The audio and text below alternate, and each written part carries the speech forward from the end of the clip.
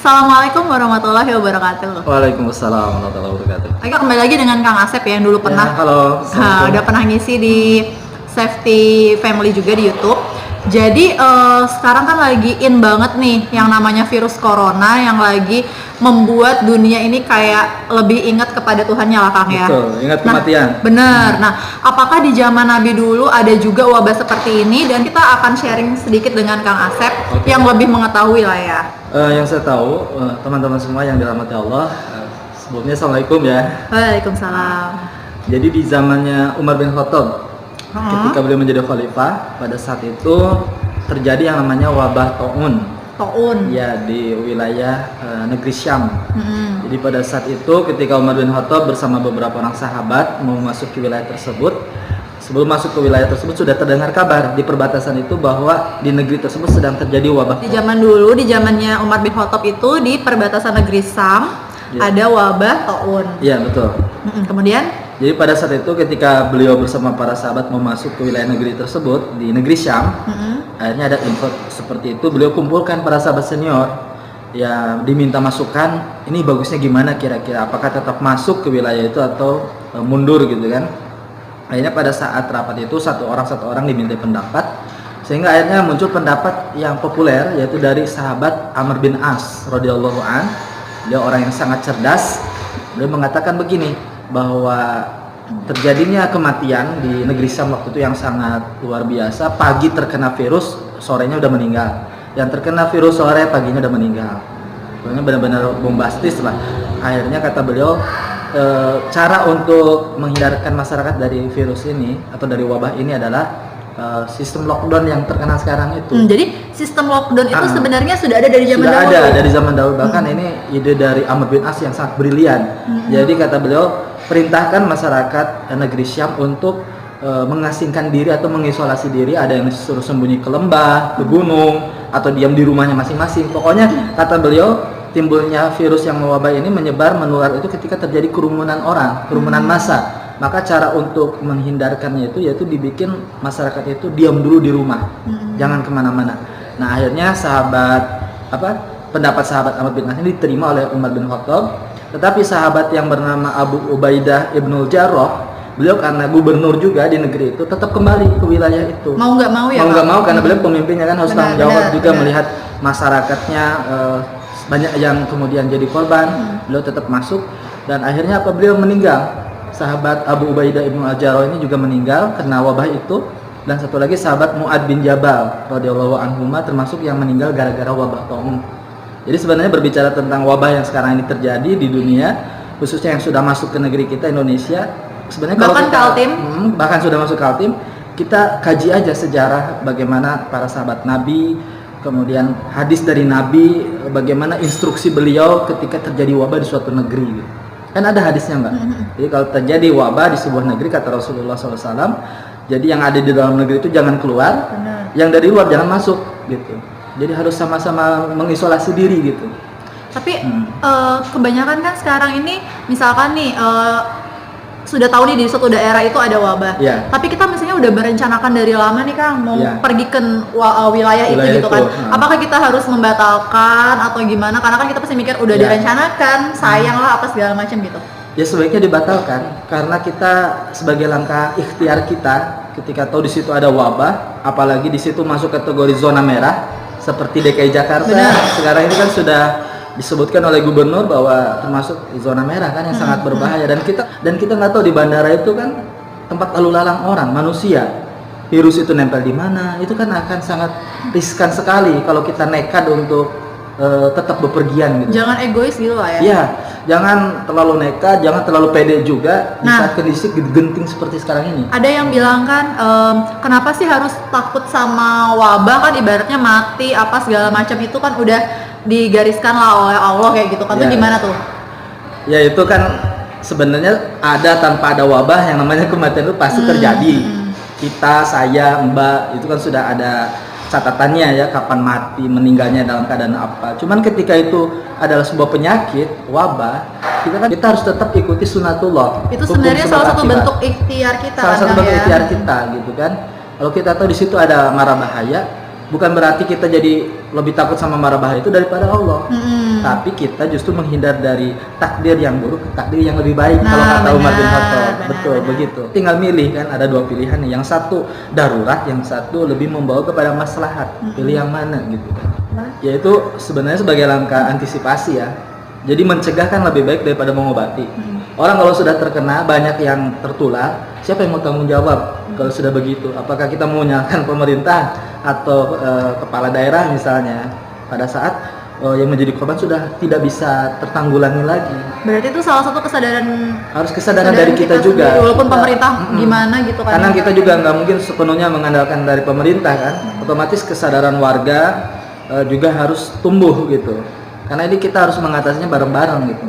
Seperti itu. Terus kalau untuk yang kayak sholat berjamaah nih, kan banyak nih netizen pro kontra katanya. Masa sholat aja nggak dibolehin di masjid segala macam gitu kan? Itu gimana tuh Kang? Ya memang sudah ada edaran himbauan dari fatwa MUI juga, khususnya di daerah yang memang zona merah seperti DKI Jakarta itu sudah dihimbau untuk udah sholat berjamaah itu di masjid dihentikan dulu. Sholat Jumat? Ya, ditiadakan dulu, sholat Jumat juga. Jadi sholat di rumah masing-masing. Untuk sholat Jumat, penggantinya itu sholat zuhur. Nah, itu sudah ada juga keterangan dari madhab Syafi'i, madhab Hambali juga begitu. Saya pernah dapati, kalau terjadi wabah di suatu wilayah, daerah, jadi boleh kita sholat di rumah dulu. Jadi sebenarnya itu boleh kan? Jadi buat para netizen yang mungkin kayak menghujat pemerintah dengan mengeluarkan hal itu gitu, dikiranya apaan orang mau ibadah nggak boleh segala macam. Padahal itu sebenarnya dari zaman dulu pun diberlakukan seperti itu kan Kang ya. Jadi buat kita sebagai bentuk ikhtiar kita lah ya menghindari yang namanya virus dan memutus rantai itu. Dan juga tentang sholat berjamaah ini kan ada juga hadis dari Nabi ketika terjadi hujan badai itu boleh dilakukan di rumah. Itu dalam keadaan darurat. Apalagi ini dalam keadaan kita mewabahnya virus yang kita nggak bisa melihat karena dia kan seperti hal gaib lah, kecil, mikro gitu kan, yang kita nggak tahu apakah di masjid kita ada, apakah di lingkungan kita ada. Jadi sebisa mungkin kita menghindari lah gitu kan. Toh catatan kita, misalnya kita sering berjamaah ke masjid, terus karena hal ini kemudian jadi di stop dulu, di sisi Allah niat kita sudah dicatat. Gitu. Itu yang lebih baik kita istilahnya mengantisipasi lah daripada kita yang kena gitu kan. Kalau sudah kena repot kita. Akhirnya di zaman dulu tuh Kang bisa selesai itu gimana? Yang saya pernah baca, virus atau wabah tahun itu berhenti di musim panas. Jadi karena karakteristik virus itu kalau pernah saya baca juga, dia lebih bertahan lama di daerah yang dingin. Benar. Dalam keadaan lembab, apalagi tertutup, misalnya dia daya tahan nempel di suatu benda itu lebih lama, berjam-jam, bahkan sampai bisa berhari-hari. Nah, yang saya tahu dari sejarah, wabah tahun itu berhenti ketika musim panas datang. Kata Imam Ibnu Hajar Al-Asqalani, kalau tidak salah itu Imam Nawawi gitu ya. Jadi ya kita juga berharap mudah-mudahan wabah ini yang datang ke negeri kita ini tidak lama lah. Jadi saya suka berdoa, berharap kepada Allah mudah-mudahan yang terkena tersuspek COVID-19 yang positif segera sembuh. Amin. Yang tidak atau yang belum terkena semoga dijauhkan. Itu amin. Aja. Apalagi ini mau bulan Ramadan ya Kang lagi ya. Kita sebentar lagi mau puasa ya. Lagi ibaratnya hati kita lagi senang mau menyambut datangnya bulan puasa, beribadah, kumpul keluarga, mau mudik, malah datang ini. Wabah yang kita tidak duga-duga itu. Masjidil Haram aja yang sebenarnya di Arab Saudi korban belum terlalu banyak. Katanya sih cuma satu aja. Tapi lihat tindakan yang diambil pemerintah Arab Saudi begitu tegas. Diliburkan dulu sholat berjamaah, sholat Jumat juga. Masjid ditutup dulu, bahwa dibersihkan semua bagian itu sampai detail gitu. Apakah ini lebay? Kan enggak. Sebenarnya yang dilakukan itu sebagai tindakan preventif. Jangan sampai nanti kalau udah kejadian baru heboh, misalnya tetap umroh dibuka aja lah, kita nggak usah takut sama corona, takut itu sama Allah aja. Banyak kan yang bilang gitu, di masjid aja kok kita takut sama corona, kan kita kalau ibadah kan mendekat kepada Allah. Tapi kan udah begitu berpikir logikanya tidak sesederhana itu. Kalau sudah banyak yang tertular, apakah pemerintah Arab Saudi mau bertanggung jawab menangani misalkan yang jadi korban puluhan ribu atau sampai jutaan, terus tim medisnya dari mana gitu kan? Malah jadi merepotkan kan akhirnya gitu. Lebih baik di stop dulu untuk kemaslahatan yang lebih besar gitu. Jadi intinya buat kita semua ya, mungkin masih banyak nih di luaran sana itu yang kayak ngeyel lah ya ibaratnya ya, ngeyel, bandel gitu. Jadi buat kita lebih menahan diri lah ya, jangan egois dulu, karena ini salah satu wujud kita ngambil dari pelajaran dari masa zaman Nabi dulu juga. Jadi bukan asal aja lah seperti itu ibaratnya. Dan toh kalaupun misalnya selesai cepat ini semua segera berakhir kan kita juga lebih nyaman kan ya. Ya, jadi sebenarnya lockdown, social distancing itu yang diterapkan oleh sahabat Amr bin As itu pada saat terjadi wabah Taun. Jadi dari zaman dulu ya sebenarnya dan udah terbukti. Benar. Jangan sampai kita Indonesia kayak Italia atau Iran yang mereka menganggap ketika terjadi wabah itu, ya mereka katanya 2 minggu sebelum banyak korban itu masih sempat ngumpul-ngumpul kerumunan massa di lapangan gitu kan, ada acara-acara, bahkan main bola pun belum di stop waktu itu. Nah begitu sudah menyebar dan banyak berjatuhan korban, ada langsung sistem lockdown dilakukan di seluruh wilayah negara Italia. Ada orang keluar rumah langsung ditangkap polisi. Didenda. Ya harus ada sertifikat bahkan kata orang keluar rumah. Bayangin tuh kalau sudah terjadi begitu gimana coba? Iya benar. Siapa yang mau tanggung jawab? Jadi memang sih untuk wilayah yang belum masuk kategori zona merah, ya misalnya kayak di Bontang ini ya, yang mungkin belum KLB ya, keadaannya darurat, mungkin kita masih bisa lah berjamaah. Tapi begitu kita sudah tahu di Bontang ini banyak yang terkena juga positif, jangan sampai nauzubillah ya, jangan sampai kejadian. Baru di situ kita harus ikut ke fatwa yang ulama yang tadi sudah serukan.